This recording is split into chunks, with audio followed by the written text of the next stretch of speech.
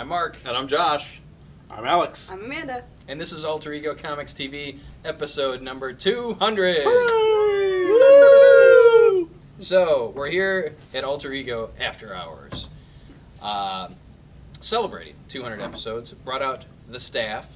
Apologies to Adrian, our Saturday guy, who is not with us today. But this is it, folks. This is the staff of Alter Ego Comics, both in our retail store and on our website with the e-commerce business. There are 4 of us that are part of this ship, part of this team. And it's pretty amazing what we do for 4 people, if I do say so myself. So, this is it. And usually when we're recording the regular episodes, it's during the day, so we can't just have shut down the store and have all of us sit here. So, while Josh and I are shooting this, Alex is running the front end of the store, Amanda is working with our website business, but we wanted to get everybody involved tonight. So, this is the crew. So we're going to start out by just hitting on some high points from this week, things that we liked, and then we asked you to submit some questions to us, and we have 2 pages plus of questions that we're going to go through, and we're just doing this off the cuff, flying by the seat of our pants. So enjoy, I hope, watch, have fun. But let's start off with, we've been away for a while. We were prepping for Free Comic Book Day, and we've just been really busy in the shop, which is a good thing. But we haven't had a chance to check in with stuff that we like. So Secret Wars has 2 issues out, and this was the first week for the tie-in issues to show up. So we had Planet Hulk, Spider-Verse, Ultimate End, A-Force, and kind of sort of Deadpool's Secret Wars, which has no connection to the current Secret Wars, but is kind of injecting Deadpool into the original Secret Wars, which I love dearly. I loved all of them. I thought they were great. My pick was actually Planet Hulk, which features Steve Rogers as kind of a gladiator-style person with Devil Dinosaur as his sidekick, fighting a bunch of Hulks. So there you have it. It was really good. What's Secret War? Secret Wars, with an S. Secret War was the book that Brian Michael Bendis did many, many years ago that drove Nick Fury away from the Marvel Universe. Secret Wars is the Ultimate Universe and the Marvel Universe have collided, and everything is kind of hodgepodge. There's only one world now, and it is called Battle World, and it is ruled over by God Doom. God Doom it? Doom God? I don't remember how it's phrased, but our Lord and Savior Doom? Yes. It's very sacrilegious. Hickman apparently doesn't believe in There can be only Doom. in JC because there's God Doom with his sidekick, Doctor Strange. Yes. So Battle World is kind of a patchwork of a bunch of previous Marvel stories that have come before, as well as mixing in familiar characters and unfamiliar settings and unfamiliar characters. Good? Yeah, we got a crap ton of awesome Marvel characters. There's like 17 Wolverines, and there's like Captain America in different realities, and it's super awesome. You've got this patchwork planet. If you picked up Secret Wars #1, you got a free poster of it here at Alter Ego. If you haven't got Secret Wars #1 and you still want one, we still have some left, so come in and get it, or check out your local shop. They should have it if they're a finer comic shop. And so you've got these territories ruled over, and each is separated by a wall, and each one's ruled over by people. So we've got one area ruled over by like Mr. Sinister, one area She-Hulk rules the city of the A-Force, and then you've Arcadia, also got right? Yeah, Arcadia is the name of the famous city. Duran Duran album, by the way. Yeah, that's where it's from. That's definitely where it came from. And you've also got the grander wall that keeps the sort of civilized people away from the horrible, horrible people, which is, you know, your Marvel Zombies universe, your Ultron universe. There's another one I'm not thinking of. But the things that are basically uncontrollable monsters are kept out there. And if you defy Doom or one of his people, you get tossed over the wall. It's your job to serve in the Shield, which is basically kind of think like the Wall in Game of Thrones. Yes. You're fighting these unholy hordes, and basically you're dead. That's your punishment. But Doom's will is also enforced by the Thors, a police force, kind of like a Green Lantern thing made up of people with hammers, and there's, you know, people we've already seen like Odin, Beta Ray Bill, and Classic Thor. There's also new Thors coming in. There's a Groot Thor. I'm going to say that again. There's a Groot Thor. So if you like the Marvel Universe, Secret Wars is super awesome. And if you picked up issue #1 and you were kind of like, come back and check out issue #2, because I think 2 was far superior to issue #1, and it just sucked me into this world that Jonathan Hickman has created. Really digging it. And again, the crossover or the event really kicks into high gear this week with all these new Secret Wars tie-ins. Did you guys read anything? You two? I got a little busy, so no. I don't know what that means, but you? Yeah, I mean, my favorite one this week was the Tithe. The first issue set up this criminals, vigilantes that are breaking into mega churches that are corrupt, and this one gives them more of the point of view of how they're digging into the different churches, how they're choosing the different ones. And Which one was this one? The Tithe. The Tithe, yes. It's very good. It's written by Matt Hawkins, who did Think Tank. Those of you that took us up on our recommendation of that many, many months ago and years ago. So I get to take that one home, right? Yeah, it's good. It's good stuff. Again, we've gone from talking about God Doom to criminals robbing Stealing mega from churches churches. written by... The mega churches are criminals, too. They are. Well, Matt Hawkins has flat out said he's an atheist, and that's part of this. But I'll lay it on the table here. I'm a Christian, and I'm reading the book, and I'm finding it very interesting. Actually, the backup material in the Tithe, I really think you should be able to read different perspectives and not have it, make you cry and well, and the main take your toys home. The story also follows the FBI agents investigating it. Yeah. One of whom is a man of faith. So I mean, the different point of views are represented, and Hawkins is always great about back matter. His is great just because he'll give you like 3 lines or a paragraph, and then he'll give you a web link if you want to know more. So he's able to cram a lot. Those are of hard stuff to in click there. in a comic, though. Yeah, I keep touching it. Nothing's happened yet, but one day. The second issue is full of those. Oh, and here's a link to an article about this. I'm like, I'm reading a comic, dude. Can't you just put an article in here? So the Tithe, I have to give a shout out to Star Wars #5 because that series just continues to be incredible. Not a bad issue yet, and not to say that there will be with Jason Aaron at the helm. And John Cassidy's artwork has really surprised me about at how good it is. I know that many of us have had our issues with Cassidy from time to time, but he was born to draw Star Wars, in my opinion. Good stuff. And that's not just Star Wars. The other tie-ins are great. The issue was it 2 weeks ago of Darth Vader. By the end of the issue, my jaw dropped. They've all been kind of staying and playing in the existing Star Wars sandbox. Kieran Gillen tossed that out and is like, we're bringing it on. And the last page of the last Vader is amazing. And even Kanan, the Last Padawan, my love for the prequels is almost non-existent. And I'm really intrigued by this character and by what's happening. And it's because it's written so well. You feel for the characters, you can identify with them, which didn't happen with when George Lucas was writing. Sorry, the prequels. So I still love you, George Lucas. Kanan, the Last Padawan, I think is an excellent book as well. It's really good all at that. 4 of them. I don't even watch a show when I care about the book. Yeah, I've seen it. Yeah. I've seen bits and pieces of the episodes, but you don't need to know anything except Order 66. Is that what it Order is? 66, Star Wars, go. Yeah. What else is going on? Well, we were talking about back matter with Matt Hawkins, and the best back matter in the business comes from our boy Ed Brubaker. New issue. Best back matter. It is what it is, man. Especially if he eats Mexican. This week's issue of The Fade Out was great, and it contained a good 2-3 page essay in the back about the Little Rascals, and that was super cool too. And if you don't know who the Little Rascals are, or if your only experience with Little Rascals are those crappy movies that came out in the 1990s, Hey, now that first one wasn't terrible. That was my youth, Come man. on. do yourself a favor and seek out the black and white Hal Roach shorts.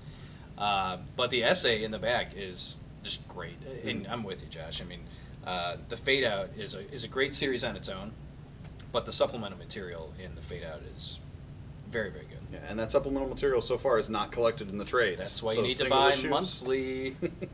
All right, so what else? Free Comic Book Day came and went. If you're a subscriber to our YouTube channel, you saw the video that we posted. We had over 1,800 people here, gave away almost 20,000 comics. It was an insane day, our biggest, best Free Comic Book Day ever. Those of you that attended, thank you very much.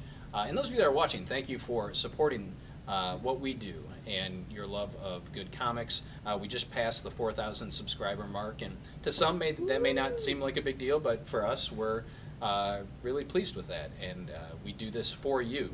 Obviously, we're not getting a whole lot out of this except for talking about our love of comics and trying to grow the readership for the industry as a whole, and talk about how awesome comics are. So thank you for watching, and hopefully we continue to provide you with valuable content.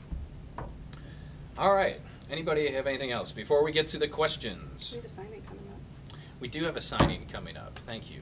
For those of you that are in the area or would like to come to the area, Saturday, May 30th from 10:30 until 12:30, we have Raphael Rosado, who's the artist of Dragons Beware. This is the second in a trilogy of all ages stories about Claudette, who is a girl that wants to be a knight. For lack, yes, it is freaking awesome. Their first book was Giants Beware, and we had Raphael in, I think it was 3 years ago that Giants Beware came out. Right. So we're welcoming Raphael back. He lives in Columbus, Ohio, which for those of you that are not in this area, it's about an hour and a half from us. But he has family here in Lima, so he's coming back on May 30th. The new book is called Dragons Beware. It has just hit shops. We actually have it if anyone wants to purchase it in advance.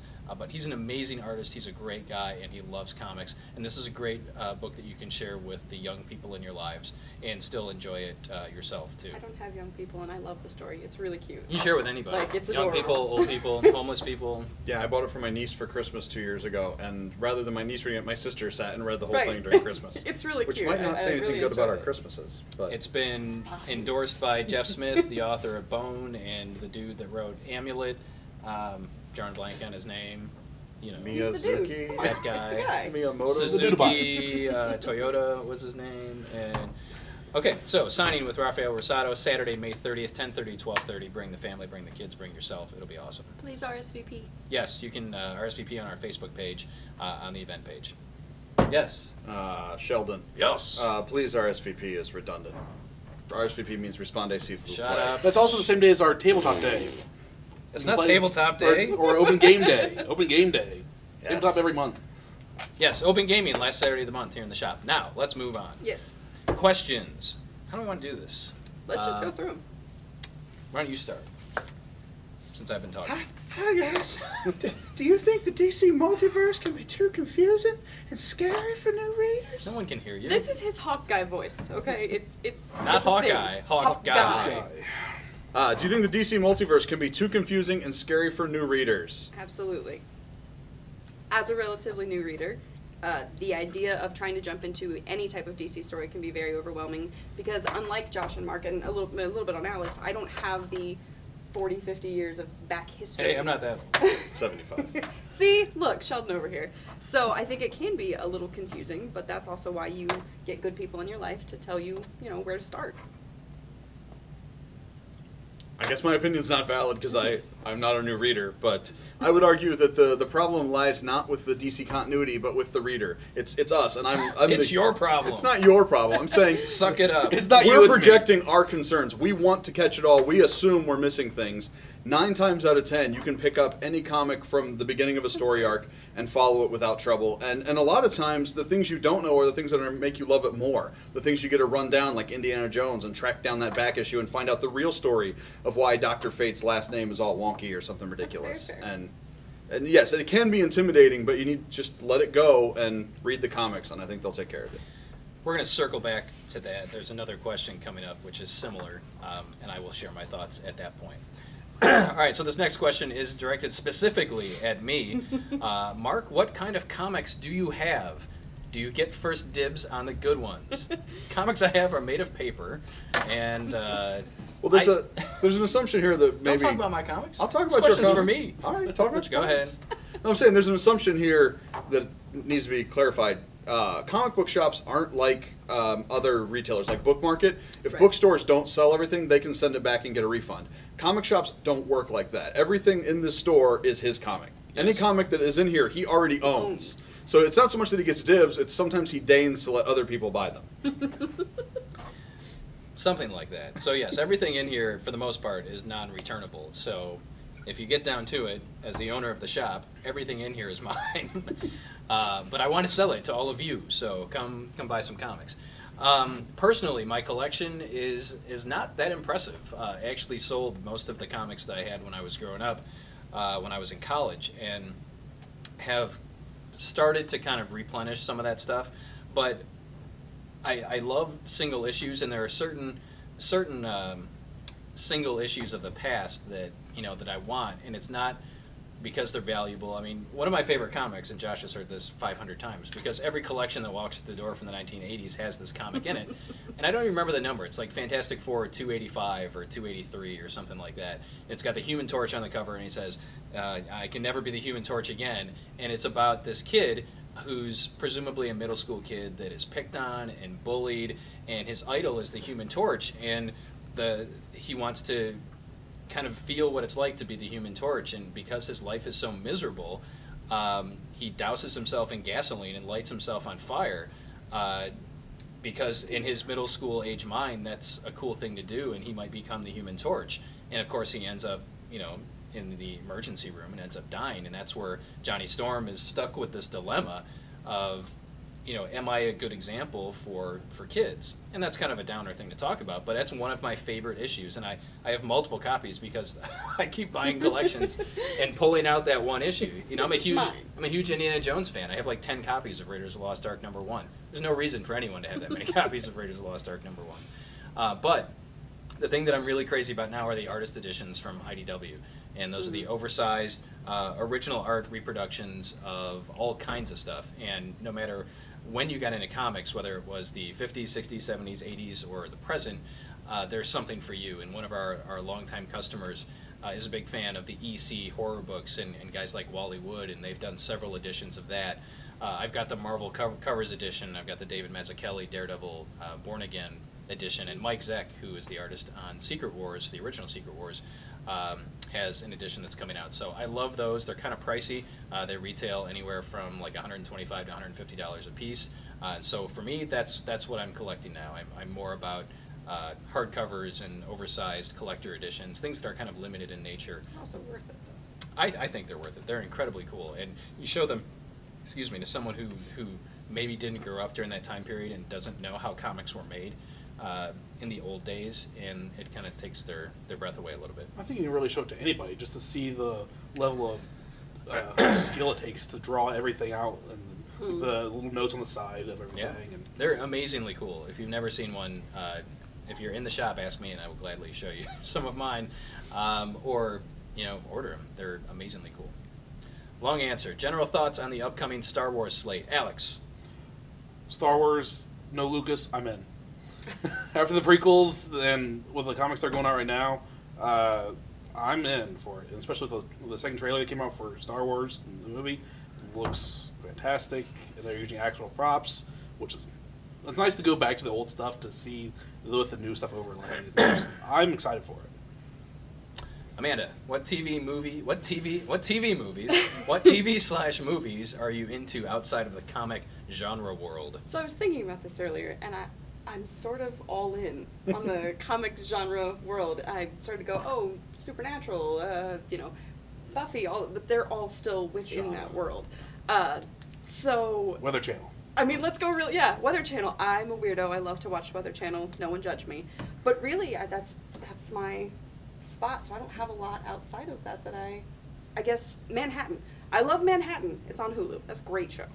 Community. Season 6. Just so we're clear, we're talking about a TV show called Manhattan, not the Woody Allen masterpiece Yes. Manhattan. That's We the are one about the talking about Manhattan TV. Project, Yes. right? Oh, okay, yeah, that Very one's good. I good. don't want to watch that. Basically, It's on TV too. Yeah, Oh, is it? I thought it was only C. Yeah. I thought it was only on Hulu. it's on like TNT or USA or Well, it's something. very good. So outside of, comics and the genre world, I'm going to go for Manhattan. All right, everyone will answer this. We'll go. I'll start, and then Josh, Alex, Amanda. You can only see one film before the end of the world, and then he tells us what films we can see. Do you see Batman v Superman or Captain America: Civil War? This is not even a contest. Captain America: Civil War. Captain America: Civil War. Captain America: Civil War. I'm pretty sure it's all the way around the table. Yeah. So that's Batman not v to, Superman come might on. actually be causing the apocalypse. That's not to say that we're not going to see Oh, it. we'll all go We're see all it. going to go see Batman v Superman. Sunday it comes out. Not the We're just opening not day. as excited Probably at the dollar theaters. No, but Oh, please, we'll be there opening night. we will I'm be not there gonna opening go. night. But I'm much more excited for Captain America: Civil War, especially when they announced that cast list. Yeah. Yeah, everybody. It's basically an Avengers movie. It was easier to say who wasn't in the cast list, actually. Yes. All right, Josh, this next one's yours. All you, buddy. For the love of God. What do we got? Oh, Thundercats, TMNT, and He-Man cross over to make a new comic. What's your title and storyline? God. First of all, you're thinking too small. This I know isn't who going to you're be a thinking comic. This is going to be a multimedia event. There's going to be a stage play. There's going to be a TV show, a comic, a feature film, a soundtrack. It's going to be huge. The title. Well, the storyline is it's going to be resolving around the Resolving swords. or revolving? It's going to resolve around them Oh. at the end. It'll revolve around them okay. early on. You spin me Drink right some more- round, drink some baby. more beer. Right bound. Are there incantations or incarnations? Inside joke. Don't worry Yes, about it. ignore the inside jokes. No, it would be about you've got to do something with the swords. You've got the Sword of Omens. You've got He-Man's Sword of Grayskull. You've got Leonardo's Size? not size. Raphael has size. Oh, Leonardo okay. has katanas, and there's going to be some sort of a mystical thing about them. Blessed swords. We're going to call it swords. Sword of Sorrows. swords, Oh wait, that's just- Sword of Sorrows. Oh wait, they already did that in Vampirella and Red Sonja. Yeah, I'm honestly know very little about Thundercats. oh. But I think at the end, it turns out that Serpentor was behind it all, and we bring in G.I. Joe. I think Burgess Meredith was there. I That's think, all. yes. We will CGI some Burgess Meredith. All right, This question was constructed specifically for you. I think so. Did you submit this question? Maybe. All right, biggest disappointment in your time collecting comics and biggest surprise. Now, we try and stay positive on this show because there's so much negativity in the world. There's no reason to bash stuff on camera. Anyway. Talk to me in the store. Or in front of, no, in front of other people. But like, one of the consistent disappointments that we all have is when we get our weekly shipments from Our distributor. the mother of all comics, our distributor, Diamond Comic Distribution. I'll say it. It's not a secret. They're a monopoly. They're the only company that sells comics, and They're not the only company that sells comics. They're the only company that sells Marvel and DC, And they're the which worst. is comics. the biggest disappointment is when we get a box that's been dropped on its side, damaging an entire side of comics. Which isn't necessarily on them. It could be on the postal service that delivers them. Could be on UPS. They could could have be- packed them better. Surprises inside. Yes, occasionally we get peanut shells, Gum. knives, gum. Canned Glass. Skittles wrappers. We got some sort of funky thank you bag in there We today. got glass one time. That was fun. Handwritten note. What did you say earlier? Come on. No, it looks like Goodwill Hunting works there because I'll get these pieces of cardboard with a bunch of numbers written on them that's gibberish. I think he's trying to figure something out. There's somebody trapped there. I It's think. this is code for National Treasure Act. So Yes. I know that means not a whole lot to most of you, but any other retailers watching, you can identify. And with that. delays. Our biggest surprise, delays in the publishing world Right. are also a Delays, big yeah. disappointment to everybody. Sandman Overture. The biggest surprise when we get a shipment that doesn't have a problem. Star Wars or Star Trek, which do you prefer? Why do I have to choose?